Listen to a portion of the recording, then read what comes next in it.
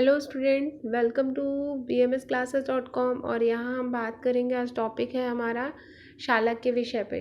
तो शालाक्य विषय की ये जो स्लाइड है, इस स्लाइड में हम बात कर रहे हैं शालाक्य की परिभाषा, उसका थोड़ा परिचय और नेत्र के आयुर्वेद की रचना।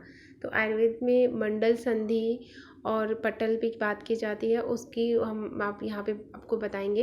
इस इंट्रोडक्शन पार्ट में मैं इतिहास का पार्ट नहीं ले रही, और ये जो कंटेंट मैंने दिखाए हैं ये सिलेबस के कंटेंट है, कोई इधर उधर के कंटेंट नहीं है। यानी इस स्लाइड में जो भी कंटेंट है वो आपकी कंटेंट ए और बी को कवर करें, या आपके फर्स्ट पेपर का होगा। तो स्किप मत करना वीडियो को पूरा देखना। फोर्थ ईयर स्टूडेंट्स के लिए आंसर देने के लिए इसमें कोई भी कहानी नहीं है, यहाँ पे जो भी है सॉलिड आंसर की तरह से इसे मैंने स्लाइड्स को प्रेजेंट किया। तो इस स्लाइड में आप ध्यान दीजिए, नेत्र की जो लास्ट का पॉइंट बी वाला है वो मॉडर्न पार्ट है। तो इसकी नेक्स्ट जो वीडियो आएगी वो उस पर ही बात करेंगे, आई के स्ट्रक्चर्स पे। तो अब हम यहाँ पॉइंट पे आते हैं, परिभाषा पे।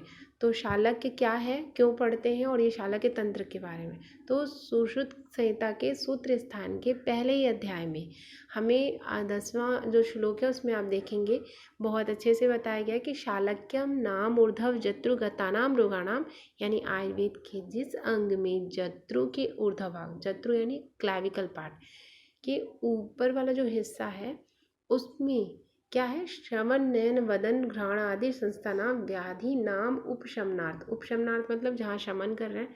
तो कान, नेत्र, मुख, नासिका आदि में होने वाले रोगों की शमन का जहाँ वर्णन मिलता हो, उसके साथ ही सलाका यंत्र यानी पतली सी सलाई जैसी जो रॉड होती है, उस यंत्र का हम वहाँ पे चिकित्सा में यूज़ करते हैं। तो उस यंत्र के स्वरूप का प्रयोग विधि बताई गई हो, उसी को कहते हैं शालाक्य तंत्र।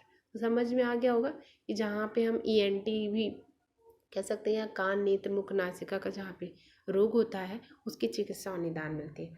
तो इसी को दूसरे शब्दों में हम देखें तो surgery of the part above the clavicle, ठीक है।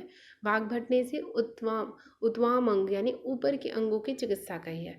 दूसरी बात, जत्रु में जो अक्ष अक्ष अस्थि, अच्छक अस्थि मतलब आँख होती है, नाक होता है, कान होता है। तो क्लैविकल में ऊपर के अंगों में उत्पन्न होने वाले रोगों के निदान, चिकित्सा आदि का वर्णन जहाँ मिले वो शालाक्य तंत्र है। एक बहुत प्यारा सा जो शलाका शब्द है, तो शलाका शब्द में यहाँ पे होता है कि शलाका प्रधानम कर्म शालाक्यम, ठीक है। तो जिस तंत्र में शलाका का प्रयोग आदि अधिक होता है उसे शालाक्य तंत्र कहते हैं। तो ये इस परिभाषा से तो आप परिचित हैं। अब हम बात करते हैं इसमें हम क्या, तो ये है 3 पार्ट जिसका बहुत मेन फोकस होता है, नेत्र रोग, कर्ण रोग, नासा रोग, यानी ENT डिपार्टमेंट इसी में आ जाता है हमारा। आयुर्वेद में हम शालाक्य में नेत्र, कर्ण और नासा, तो आई बॉल है और ईयर के इंटरनल स्ट्रक्चर्स के रोगों को और नासा के रोगों को हम यहाँ देखते हैं। नेक्स्ट बात आती है अब रचना पे। तो रचना पे स्टूडेंट, जो नेत्र की रचना है उसमें 3 मुख्य बातों पे संहिताओं में जहाँ कहा गया है वो है मंडल, संधि, पटल। 5 मंडल, 6 संधि और 6 पटल। लर्न करते जाइए स्लाइड्स को, और ये से कोई बर्डन नहीं है इसमें, क्योंकि टू दी पॉइंट बात हो रही है। नेत्र रचना अगर हम देखें तो मंडल, संधि, पटल, ये जो पूरा चित्र है ये मैंने कंपेयर करके यहाँ पे रखा है कि मंडल में आयुर्वेद में बात होती है जो आईलिड्स होती हैं उनकी। उसके बाद संधि में जो भी हमारे जो जुड़ते हैं, 2 स्ट्रक्चर जहाँ जुड़ते हैं उन्हें संधि कहते हैं। तो आईलिड्स के भी जब दो स्ट्रक्चर एक जगह जहाँ ज्वाइंट होते हैं, जंक्शन बनते हैं, वहाँ पे हम संधि की बात करते हैं। पटल यानी लेयर्स के साथ साथ जो भी इंटरनल जो उसमें आर्टरी, वेन्स और ये जो ब्लड वेसल्स और ये जो कैविटी, इन सब में पटल आ जाता है। तो ये कंपेयर करके मैंने आपको समझने के लिए स्लाइड दिया। नेक्स्ट स्लाइड है, अब थोड़े से आपके और पॉइंट्स आते हैं। आप आंसर में लिख दो, नेत्र गोलक के 5 मंडल होते हैं, कौन कौन से भाई? पक्ष मंडल, वर्तमगत मंडल जो होता है आपका, श्वेत मंडल होता है, कृष्ण मंडल होता है और दृष्टि मंडल। इसके साथ ही मैंने जो ये जो ब्रैकेट में रखा है वो हमें जो संहिताएं होती हैं उनमें जो उसका टीका वाला भाग होता है, तो विमर्श में ये कंपेयर करके आधुनिक से जोड़ा गया है। तो वो उसे भी आप कंपेयर करके समझने के लिए है। एज इज इट इज़ तो मैं कुछ नहीं बोलूँगी, बट हाँ ये आप उसको समझ कंपेरेटिव जो स्टडी होती है वो कर सकते हैं। तो कृष्ण मंडल में कॉर्नियल सर्कल, यहाँ पे सॉरी सर्कल होगा, और दृष्टि मंडल में पिपल। तो सबसे जो बाहर होता है वो आपका आईलिड, आईलैशेज ही हो, आईलिड आएगी। फिर आपकी श्वेत मंडल में सबसे अंदर होता है, तो श्वेत मंडल में यानी कंजक्टाइवा जो अंदर होती है, स्क्लेरा जो आपकी वो सबसे इंटरनल होती है। उसके बाद कृष्ण मंडल आपका कॉर्नियल पार्ट है। उसके बाद आपका सबसे भीतर दृष्टि मंडल यानी पिपल पार्ट है। तो ये समझ गए होंगे मंडल का, ज़्यादा कुछ नहीं, सिर्फ नेम याद करना, आंसर देने का।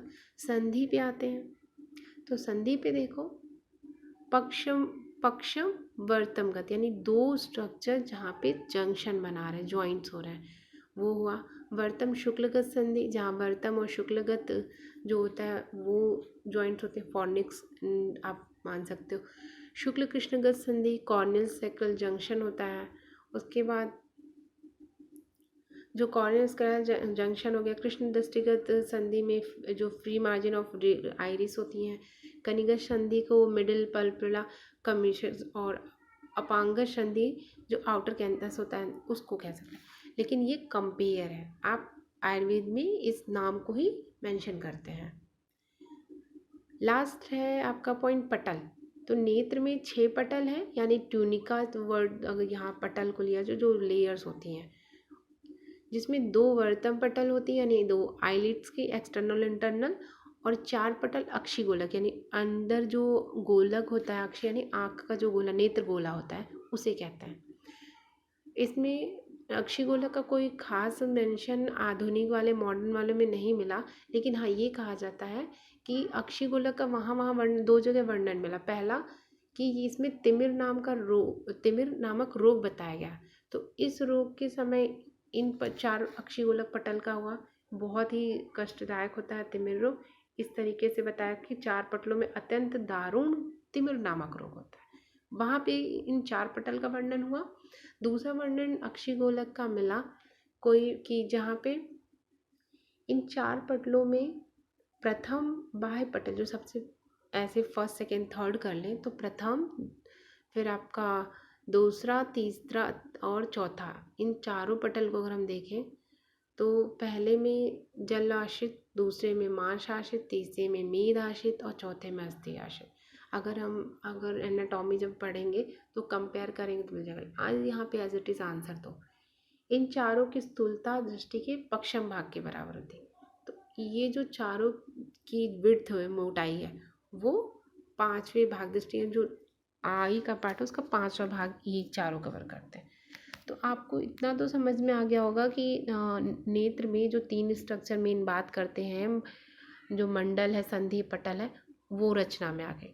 तो आगे इसकी जो बचे हुआ पोर्शन है नेत्र का, सेकेंड वीडियो में मैं जल्दी लेके आपके सामने आऊँगी। और तब तक इसे लाइक कीजिए, शेयर कीजिए, सब्सक्राइब कीजिए। स्टूडेंट्स बहुत इंपॉर्टेंट है, नेत्र रोग हमेशा पूछा जाता है, तो आप ये आंसर अपना तैयार करके सिलेबस का पॉइंट कवर कर सकते हैं। तो keep watching and thank you for watching.